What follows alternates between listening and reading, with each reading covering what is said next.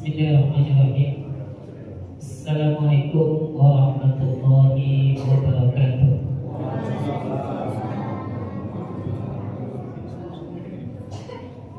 Alhamdulillah, alhamdulillahilladzi nahmaduhu wa nasta'inuhu wa nastaghfiruh wa na'udzu billahi min shururi anfusina wa min sayyiati a'malina.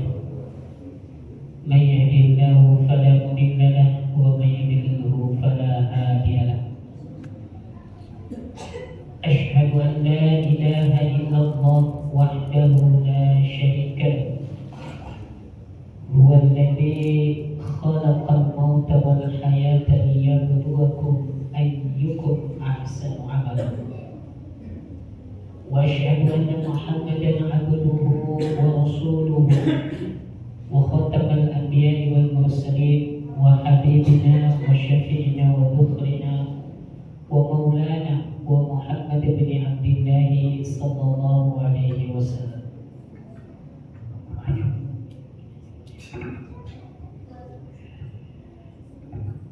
Alhamdulillah, bi ni'matillahi tatimmu shalihat. Qala Allah ta'ala fi kitabihil karim.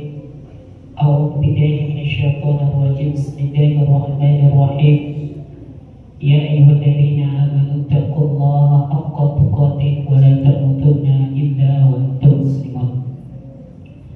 Faqala Nabi sallallahu alaihi wasallam, taraktu fikum amrayn lan tadillu abada in tamassaktum bihima kitabullah wa sunnatin Nabi sallallahu alaihi wasallam. Rabbi shrah li sadri wa yassir li amri wahlul 'uqdatam min lisani yafqahu qawli. Amma ba'd. Masyaallah muslimin, sidang jamaah salat maghrib yang dimuliakan oleh Allah, para orang tua saya, abang-abang saya, ibu-ibu saya yang dimuliakan oleh Allah Subhanahu wa taala. Alhamdulillah, sampai detik ini kita diberikan oleh Allah begitu banyak karunia nikmat kesehatan, nikmat kesempatan, dan nikmat-nikmat yang lainnya. Terlebih-lebih nikmat keamanan. Tidak seperti saudara-saudara kita yang di Palestina. Alhamdulillah, Bapak Ibu yang dimuliakan oleh Allah, kalau kita lihat barangkali di media, baik itu televisi, di Facebook, di TikTok, di Instagram, itu kalau kita melihat video-video yang ditampilkan, itu seolah-olah rasanya kita tidak sanggup seperti mereka. Penderitaan yang mereka alami itu, Bapak Ibu, mereka hidup dalam situasi ketakutan. Ya, bisa dibilang mereka itu hidup dalam ketidakpastian. Tetapi di sela-sela ketidakpastian dan ketakutan itu, mereka juga sesempat mungkin, bahkan bisa menjadi sesuatu yang wajib bagi mereka itu untuk mengingat Allah Subhanahu wa taala. Makanya kalau kita lihat di video-video itu, Bapak Ibu, baik orang tua, bapak-bapak, ibu-ibu, anak-anak, ketika mereka di maut, yang keluar dari lisan mereka adalah kalimat-kalimat thayyibah. Allahu Akbar, Subhanallah, Masya Allah, Alhamdulillah, Ya Allah. Itu yang keluar dari lisan mereka. Maka luar biasa, Bapak Ibu yang dimuliakan oleh Allah. Pesan saya kepada kita semuanya, khususnya jemaah, dan saya ini juga saya wasiatkan kepada jemaah-jemaah saya di luar. Tolong di setiap sholat kita itu kita sisipkan doa untuk mereka. Kalau di sholat subuh kita ada namanya qunut subuh, tambahkan qunutnya namanya qunut nazila, Bapak Ibu. Kalau kita baca Allahumma hdina fiman hadait wa afina fiman afait wa tawallana fiman tawallait wa barik lana fima a'tait wa qina syarra ma qadait fa innaka taqdi wa la yuqda 'alaik wa innahu la yadhillu man walait wa la yu'izzu man 'adait tabarakta rabbana wa ta'ala falakal hamdu ala man qadait wa nastaghfiruka wa natubu ilaik. Batasi di situ, lanjut dengan doa qunut nazilah. Apa doanya? Seperti Bapak Ibu.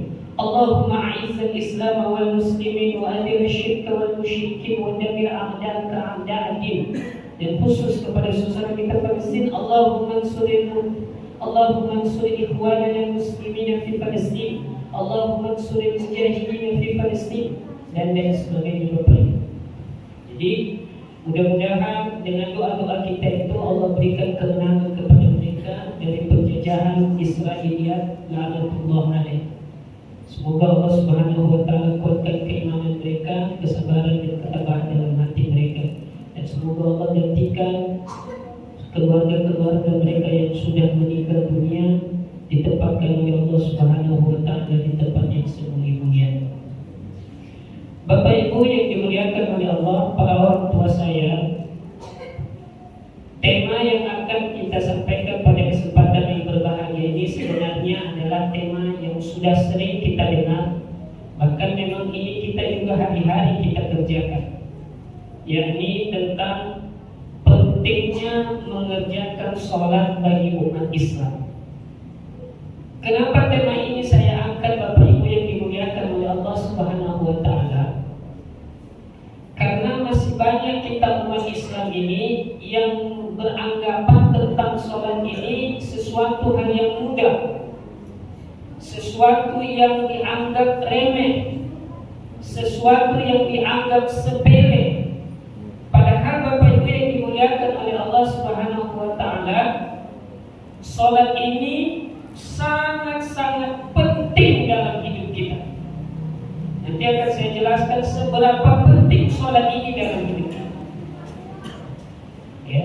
Kalau dulu di zamannya para sahabat, di zamannya Nabi, Bapak Ibu yang dimuliakan oleh Allah, kalau ada orang Islam yang tidak sholat itu dianggap aneh.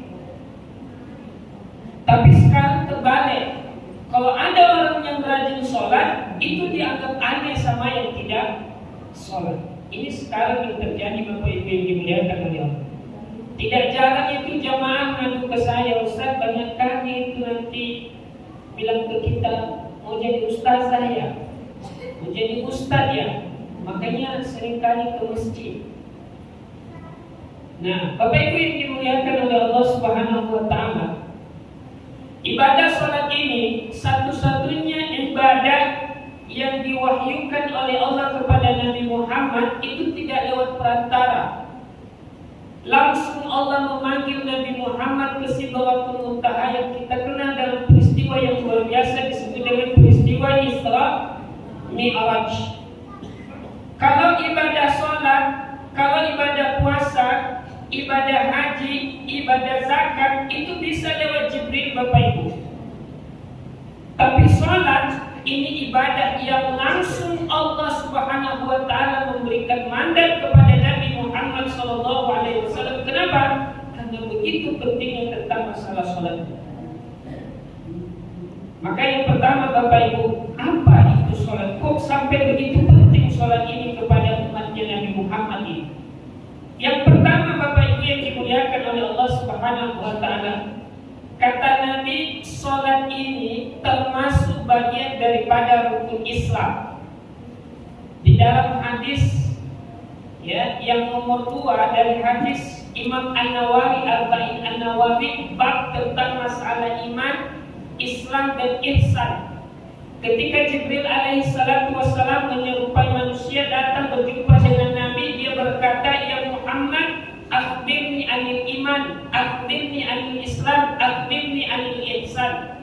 Lalu Rasulullah sallallahu alaihi wasallam Bapak Ibu menjawab tentang Islam itu, kata Rasulullah sallallahu alaihi wasallam kepada Jibril, "Al-Islam an tashhada an la ilaha illallah wa anna Muhammadar Rasulullah wa iqamis salat wa ita'iz zakat wa tasumu fi Ramadan wa tahajjul bait man istata'a ilaihi sabila." Jadi ini terkandung dalam rukun Islam. Pertanyaannya, apa itu makna rukun itu Bapak Ibu? Apa itu rukun? Rukun itu adalah sesuatu yang harus dipenuhi sehingga sesuatu yang dilakukan itu menjadi sah. Jadi kalau ada orang Islam tidak memenuhi rukun Islam ini maka keislamannya itu tidak sempurna. Ya, saya ulang.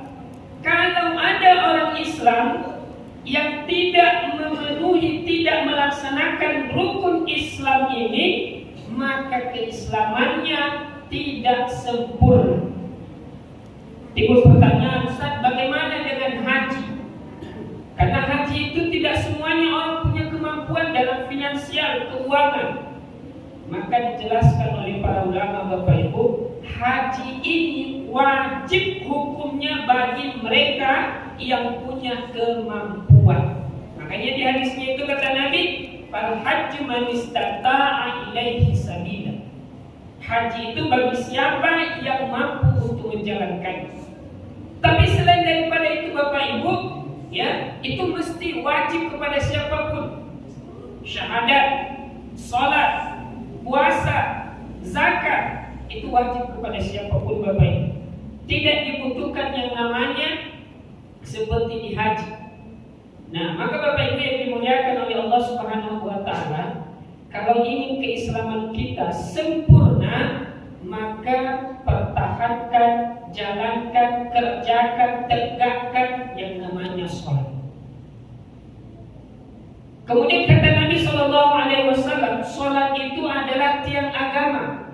As-salatu imaduddin. Faman aqamaha faqad aqamaddin. Wa man tarakaha faqad hadamaddin.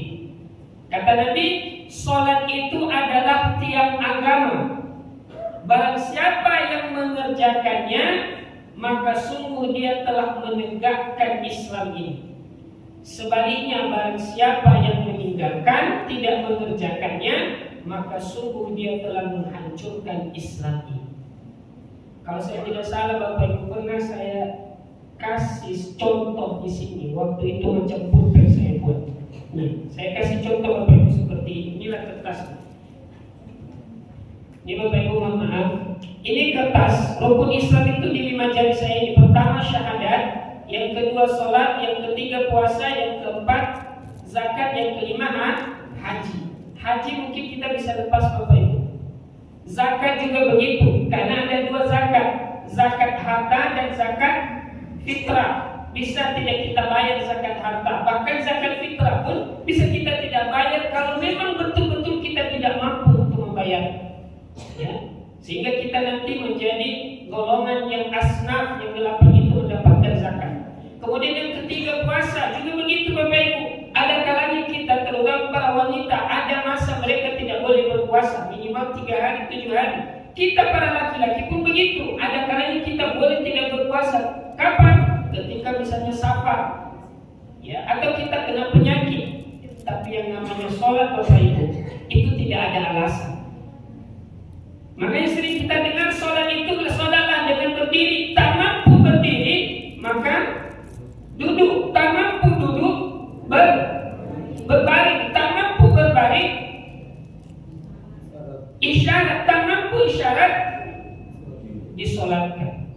Tetap berlaku hukum sholat kepada manusia selama dia Islam. Maka Bapak Ibu yang dimuliakan oleh Allah, kalau 2 ini apa namanya? Ini kertas ini bisa berdiri seperti ini Bapak Ibu, karena disentuh oleh 2 jari saya ini. Yang pertama syahadat, yang kedua sholat. Ketika saya lepas salah satu di antara 2 ini, apa yang terjadi dengan kertas ini Bapak Ibu? Jatuh Bapak Ibu. Makanya lagi disebut oleh Nabi, sholat itu sebagai tiang agama.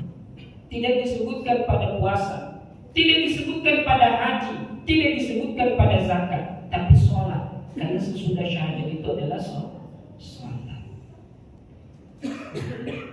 Kemudian Bapak Ibu yang dimuliakan oleh Allah Tabaraka wa Ta'ala, kata Nabi SAW, sholat ini adalah pemisah diri kita dengan kesyirikan dan kekufuran.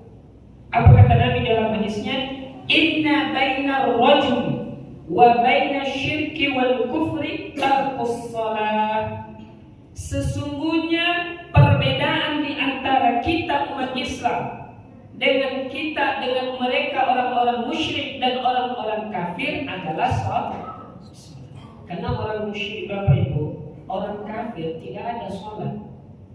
Makanya lah kata Syekhul Islam Ibnu Taimiyah, kata beliau, dia kumpulkan semua fatwa-fatwa ulama Saudi Arabia, fatwa ulama.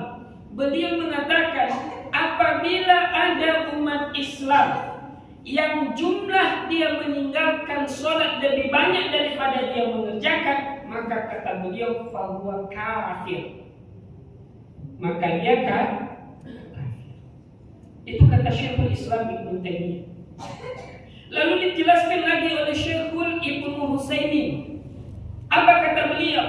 Kalau ada orang Islam ya mengerjakan sholatnya itu dia anggap tidak menjadi kewajiban pada dirinya, maka orang ini digolongkan sebagai kafir, kata beliau. Tapi kalau dia tidak mengerjakan sholat lantaran karena dia malas mengerjakan sholat, maka disebut beliau fahuwa munafiqun aw fasiqun. Maka dia tergolong orang munafik ataupun orang fasik. Maka dua-duanya kena ini, Bapak Ibu. Nah, kita umat Islam. Kalau kita umat Islam, janganlah sepelekan masalah sholat. Ya. Kalau kita tidak masuk dalam kategori seperti ini. Ada orang Islam, dia tahu hukumnya sholat itu wajib, sholat itu perintah Allah. Tapi ketika diingatkan dia, malah dia membantah. Maka kata Syekh Utsaimin, orang ini kafir. Perlu dituntun dia untuk mengucapkan syahadat ulang. Tapi kalau ketika ada seseorang dia tahu sholat itu hukumnya wajib, tetapi dia malas, enggan, bukan mengkufuri, bukan mengingkari bahwasanya sholat itu wajib, tapi dia hanya malas untuk melakukannya, maka kata beliau fahuwa munafiqun aw fasiqun. Maka orang munafik balasannya jamaah dimuliakan oleh Allah, kata Allah di dalam Al-Quran, innal munafiqina fid darki asfalin minan nar. Sesungguhnya orang-orang munafik itu tempatnya di keraknya neraka. Nauzubillah min dzalik. Maka Bapak Ibu, kita umat Islam jangan sepele masalah sholat ini, Bapak Ibu. Ini baru yang kedua. Yang ketiga, Bapak Ibu yang dimuliakan oleh Allah Subhanahu wa taala. Ibadah sholat ini ya adalah ibadah yang menjadi penentu pada ibadah-ibadah yang lain.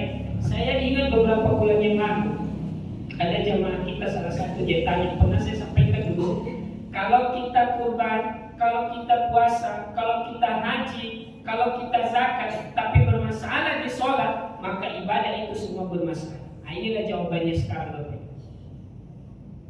Ini jawabannya sekarang. Apa kata Nabi Sallallahu Alaihi Wasallam? Inna awwala ma yuhasab bihi al-abdu yawmal qiyamah min amalihi salatu. Amalan yang pertama dihisab oleh Allah kepada seorang hamba pada hari kiamat adalah masalah sholatnya. Fa in sholuhat faqad aflaha wa anjah. Apabila bagus sholatnya, maka sungguh orang ini telah beruntung dan telah sukses. Wa in fasadat faqad khaba wa khasira.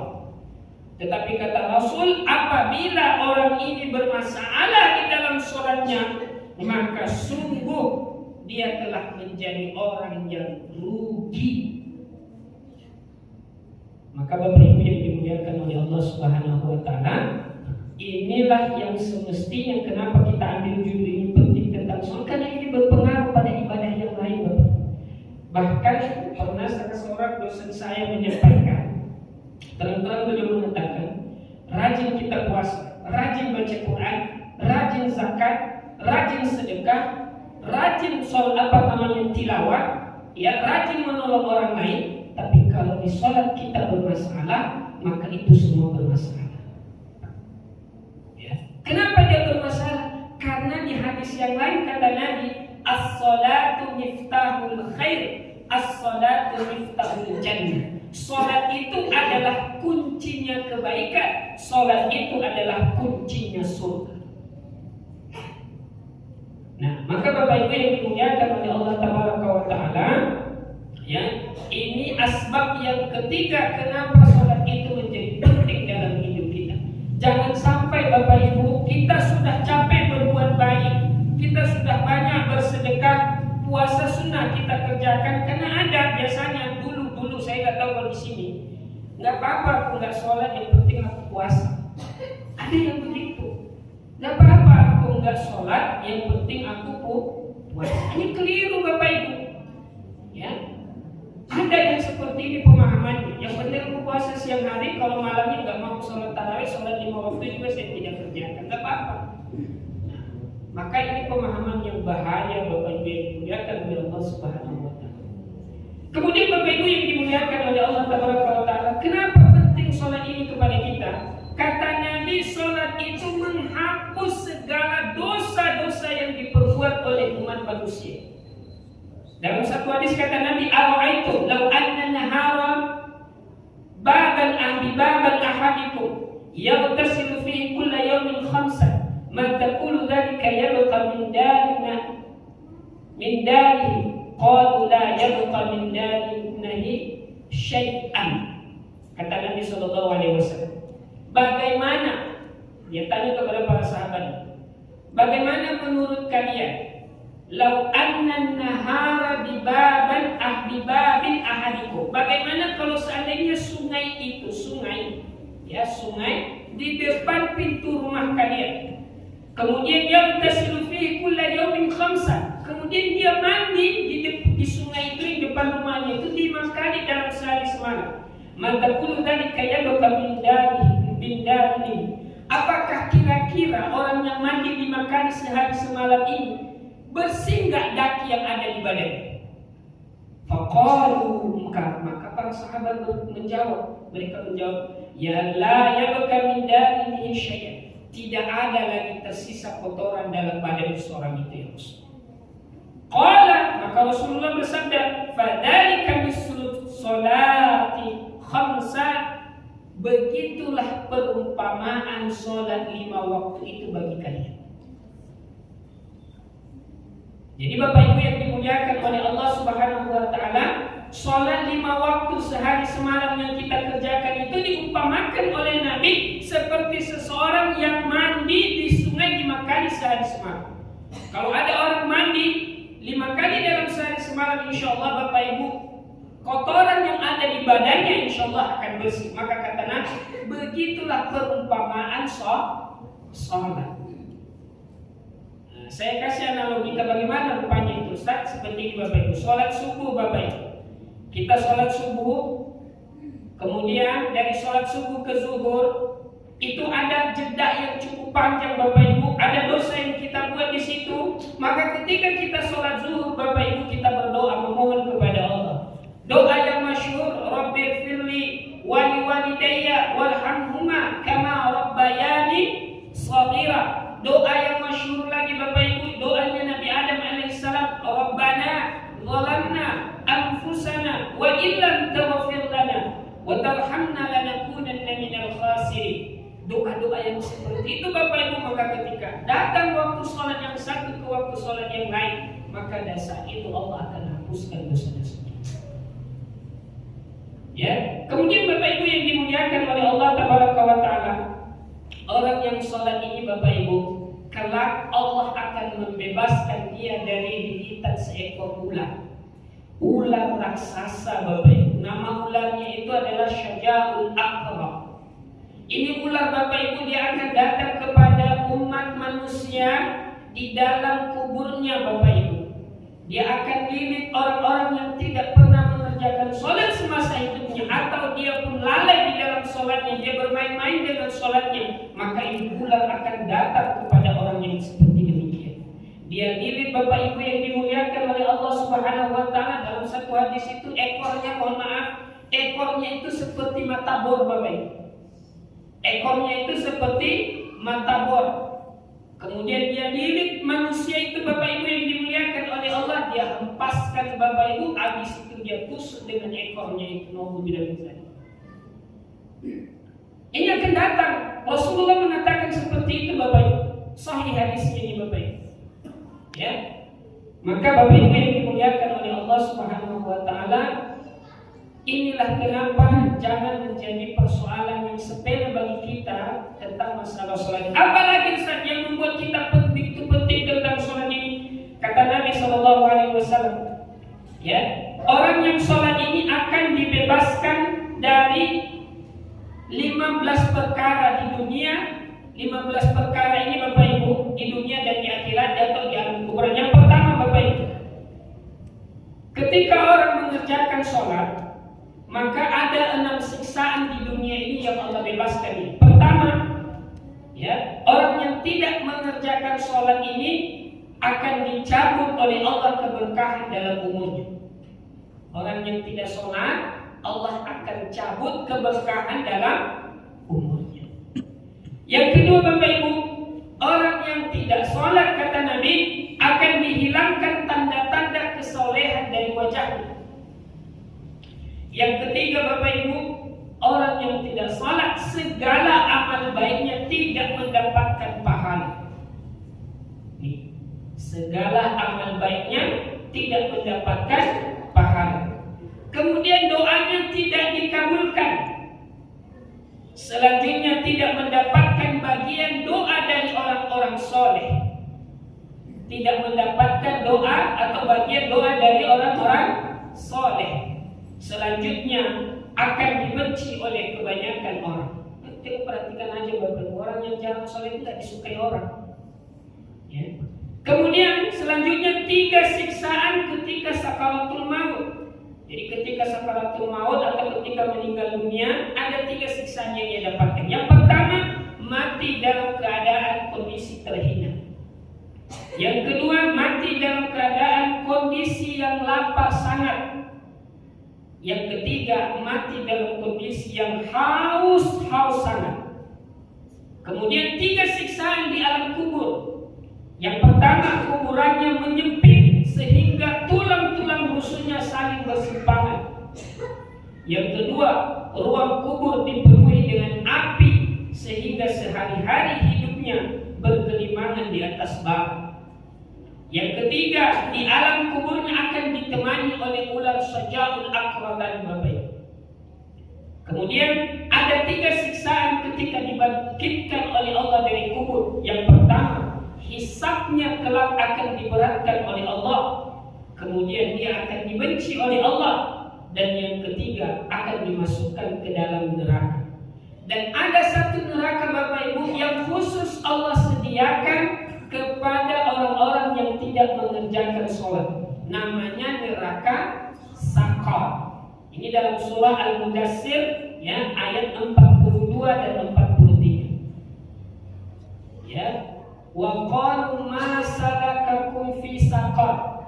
Para penduduk surga bertanya kepada mantan ahli neraka Saqar itu, ma salakakum fi saqar. Apa yang menyebabkan kalian dimasukkan ke dalam neraka Saqar? Maka mereka menjawab, walam naku minal musallin. Dulu waktu di dunia kami tidak pernah mengerjakan sholat. Walam naku nut'imu minal masakin. Dan kami tidak pernah memberi makan orang-orang miskin. Apa yang dimuliakan oleh Allah Tabaraka wa Ta'ala. Inilah kenapa begitu penting ibadah sholat ini dalam hidup kita. Kenapa sholat ini begitu penting Bapak Ibu yang dimuliakan oleh banyak sekali Bapak Ibu yang sebenarnya menjadi perhatian kita, menjadi pelajaran buat kita. Ya, mungkin pernah kita dengar juga Bapak Ibu ada ungkapan, perbaiki sholatmu maka hidupmu akan diperbaiki oleh Allah. Ini betul Bapak Ibu. Karena kedekatan seorang hamba dengan Allah itu di saat dia sedang sholat. Bahkan mohon maaf, kita nih kalau lagi sedang gundah gulana, risau gelisah, ya, hebatnya sholat ini Bapak Ibu, belum kita kerjakan sholat, hanya datang ke tempat sholat saja itu sudah memberikan ketenangan dalam hidup kita. Misalnya kita lagi ada problem di luar, lalu tiba-tiba kita datang ke masjid, insya Allah Bapak Ibu akan hadir ketenangan dalam diri. Apalagi kalau sempat kita mengerjakan sholatnya, karena memang sudah Allah janjikan seperti itu. Orang yang mengerjakan sholat itu akan diberikan ketenangan yang namanya sakinah di dalam hati mereka. Allah akan berikan kedamaian di dalam jiwa mereka. Dan ingat Bapak Ibu yang dimuliakan oleh Allah, Bagi kita umat Islam, dalam mengerjakan sholat ini ada 3 macam manusia. Yang pertama, ada yang mereka menganggap sholat ini sebagai kewajiban. Yang kedua, ada yang menganggap sholat ini sebagai kebutuhan. Yang ketiga, ada yang mengerjakan sholat yang menganggap sebagai rasa syukur kepada Allah Subhanahu wa Ta'ala. Maka sekarang lihat diri kita. Ada orang itu dia sholat, betul dia sholat, tapi hanya sebatas mengerjakan karena itu wajib. Makanya ada orang yang sholatnya, Bapak Ibu mohon maaf, sholatnya itu tergesa-gesa, sholatnya itu cepat-cepat, tidak ada yang namanya tumanina, tidak ada yang namanya kekhusyukan di dalam sholat.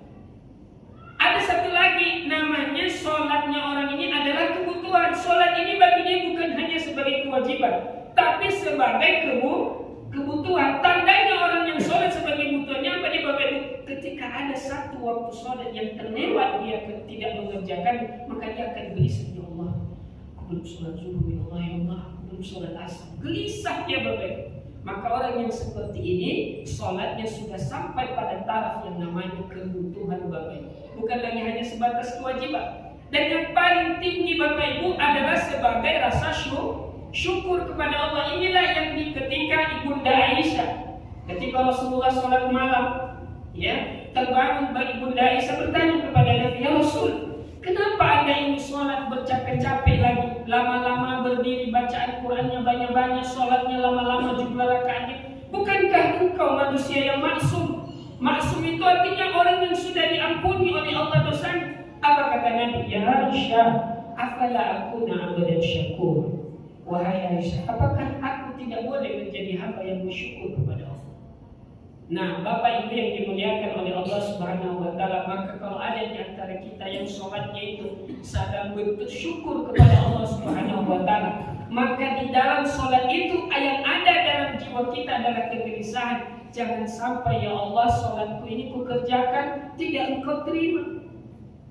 Jangan sampai aku sholat subuh, sholat zuhur, sholat asar, sholat maghrib, sholat isya 5 kali sehari semalam ku kerjakan duhai Allah, tapi ternyata itu tidak Engkau berikan pahala kepada, tidak Engkau berikan balasan kepada. Nah, ini orang yang sholatnya itu syukur, Bapak. Dia terfikir ke situ arah pemikirannya. Nah, maka Bapak Ibu yang dimuliakan oleh Allah Tabaraka wa Ta'ala, inilah beberapa poin tentang masalah kenapa pentingnya mengerjakan sholat ini bagi umat Islam. Dan perlu diingat Bapak Ibu yang dimuliakan oleh Allah, ibadah sholat ini adalah ibadah yang juga, ya, ibadah yang juga diberikan oleh Allah kemudahan kepada kita. Hanya saja barangkali mungkin kita belum tahu, karena banyak di luar sana Bapak Ibu mohon maaf, Ustaz bagaimana cara wudhu? Sementara mohon maaf ya, ada luka di tangan saya. Bagaimana cara wudhu Ustaz kalau misalnya kita tidak jumpa air? Bagaimana Ustaz misalnya cara sholat kalau kita di atas kendaraan, di atas bus, di atas pesawat, di atas kapal laut? Bagaimana arah kiblatnya? Ini bisa ditanya nanti Bapak Ibu di pembahasan fikih. Ini perlu dikaji, ya. Jadi dalam sholat itu juga Bapak Ibu yang dimuliakan oleh Allah, tidak serta-merta kita hanya fokus di dalam sholatnya saja, tidak Bapak Ibu. Kita juga harus perhatikan poin-poin yang terpenuhinya syarat sholat itu diterima oleh Allah. Salah satu di antaranya adalah tentang masalah tohar. Tohar itu artinya bersuci. Ini perlu diperhatikan juga Bapak Ibu, ya. Jangan sampai kita sudah alhamdulillah misalnya sholatnya sudah rajin 5 kali sehari semalam. Kalau laki-laki dia berjamaah di masjid, kalau ibu-ibu dia di rumah sholatnya, tetapi ternyata bermasalah di dalam toharan. Ya, saya tidak tahu Bapak Ibu apakah kita tahu atau tidak semua.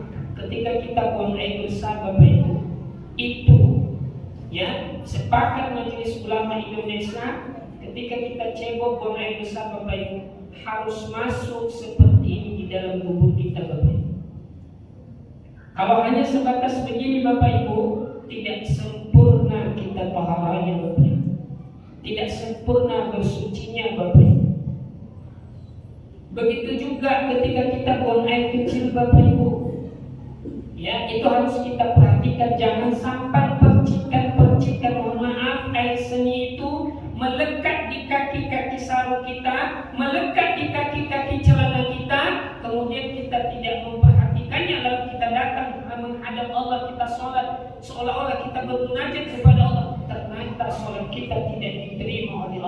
Subhanahu wa taala, ditolak oleh Allah. Ini juga menjadi perhatian kita Bapak Ibu. Ya, jangan hanya kita fokus masalah sholatnya tepat waktu, tapi soal yang seperti ini juga harus diperhatikan kita bersama. Maka Bapak Ibu yang dimuliakan oleh Allah Taala, ini alhamdulillah pada kesempatan ini mungkin ini saja yang bisa saya sampaikan. Waktu kita masih panjang Bapak Ibu, mungkin bisa kita langsungkan dengan diskusi tanya jawab Bapak Ibu. Ya, jadi Bapak Ibu sekali lagi saya ingatkan kepada diri saya pribadi dan kita semuanya, tolong Bapak Ibu ingatkan anak-anak kita, ingatkan istri kita, ingatkan suami kita, jangan sampai meninggalkan sholat 5 waktu ini. Kalau mereka belum bisa mengerjakannya Bapak Ibu, ajarkan mereka Bapak Ibu. Kalau di Kuala Lumpur dulu Bapak Ibu, karena di sana itu masyarakat muslimnya itu belum tahu cara membaca daripada bacaan-bacaan sholat, itu saya tulis Bapak Ibu dalam tulisan Indonesia Bapak Ibu. Saya suruh mereka nggak apa-apa sholat sambil membaca, sholat sambil membaca apa doanya iftitah, Allahu Akbar kabira. Jadi jamaah saya itu Bapak Ibu sholat dengan demikian. Karena ada di antara kita umat Islam ini, mohon maaf mudah-mudahan tidak ada yang ada di sini jamaah kita yang seperti ini. Mereka itu nggak tahu bacaan sholat itu, makanya itu sebabnya tidak sholat. Nggak tahu dia apa yang dibaca ketika sholat itu. Nggak tahu dia Bapak Ibu yang dimuliakan oleh Allah. Maka ini menjadi tugas kita bersama para orang tua, ingatkan anak-anak kita Bapak Ibu. Kalau memang betul kita sayang kepada suami kita, sayang kepada istri kita, sayang kepada anak-anak kita, ingatkan mereka tentang ibadah sholat. Ini nggak main-main tentang sholat ini Bapak Ibu. Ya demi Allah, ini tidak main-main, ibadah yang tidak disepelekan. Buktinya apa? Tidak ada alasan bagi kita untuk tidak mengerjakan. Hatta kata Nabi, di dalam berperang sekalipun kita diwajibkan untuk mengerjakan sholat. Makanya ada istilah sholat namanya sholat khauf. Sholat dalam keadaan ketakutan. Tapi ada kalanya kita ini Masya Allah Bapak Ibu, entah karena kita tidak paham atau bagaimana, kita selalu menyepelekan masalah sholat. Ada lagi yang paling fatal itu Bapak Ibu, yang diancam oleh Allah di dalam surah Al-Ma'un, Al-Aitan Nabi yukadzibu bidin, sampai pada ayat fawailul lil musallin, celaka orang-orang yang sholat. Siapa mereka yang celaka orang-orang yang sholat ini Bapak Ibu yang dimuliakan oleh Allah? Salah satu di antaranya adalah yang mereka itu sholatnya adalah karena manusia Bapak Ibu. Kemudian sholatnya itu dia tunda-tunda waktunya Bapak Ibu. Kalau subuh jam 5 dia sholat jam 7. Kalau subuh jam 5 dia sholat jam 6. Kemudian apalagi sholatnya bolong-bolong Bapak Ibu. Sholatnya bolong, maghrib bisa dikerjakan, zuhur asar tidak, subuh tidak. Ini juga bermasalah, diancam oleh Allah. Fawailul lil musallin, celaka orang yang sholat.